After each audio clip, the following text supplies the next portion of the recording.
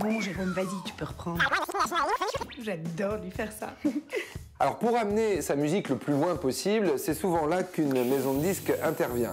Quand un artiste ou son manager, s'il en a un, signe un contrat avec un producteur, c'est toute une fourmilière, une chaîne qui se met en place. Tout d'abord le travail de studio avec le fameux DA, hein, le directeur artistique, comme on en voit souvent à la télévision juger les jeunes talents. Vous savez, ce fameux type qui vous dit « Ah, c'est à chier Coco, retravaille », alors que toi t'es persuadé d'avoir fait le tube du siècle. Le réalisateur, les musiciens de studio, l'ingénieur du son, l'arrangeur, bref, toutes les personnes qui viennent mettre leur talent à la disposition d'une œuvre. Le but, c'est d'enregistrer évidemment les meilleures versions possibles de la musique d'un artiste et de sortir un album cohérent avec son style, son univers.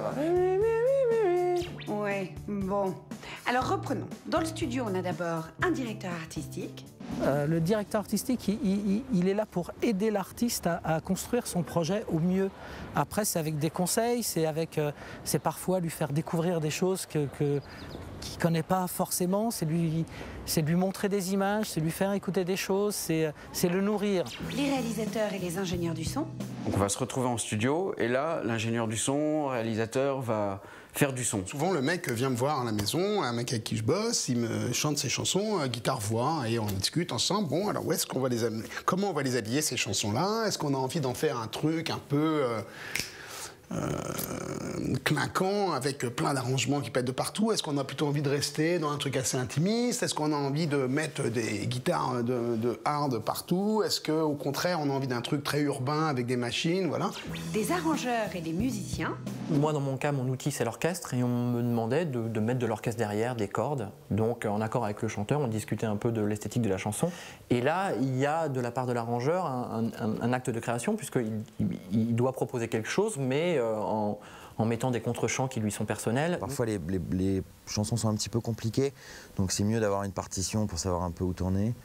Et puis, parfois, c'est assez simple, donc ça se passe assez vite. Mais souvent, tu as quand même une part de créativité qui est là, quoi. C'est-à-dire qu'on voit le projet global et puis on arrive à s'infiltrer dedans en étant dirigé par le réalisateur, en fait. Puis là, il y a du mixage.